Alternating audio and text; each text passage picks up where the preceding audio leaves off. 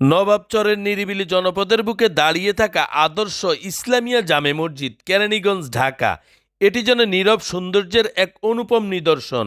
বাইরে থেকে দেখলেই চোখে পড়ে তার পরিমিত গঠন, সাদামাটা রঙের দেয়ালে নির্মলতার ছোঁয়া, মাথার উপর সুউচ্চ শীর্ষে মিনারের সদৃশ্য অলংকার, যা আকাশের দিকে ইশারায় বলে দেয় এটি কেবল একটি স্থাপনা নয়, বরং ইবাদতের আহ্বান। মসজিদের ভেতরে প্রবেশ করলেই শান্তির আবরণ ঘিরে ধরে মনকে। সারিবদ্ধ নীল গালিচায় নামাজের কাতার যেন শৃঙ্খলা আর ঐক্যের প্রতীক। খিলানযুক্ত কাচের দরজা ও জানালার নকশায় আলো এসে পড়ে নরমভাবে।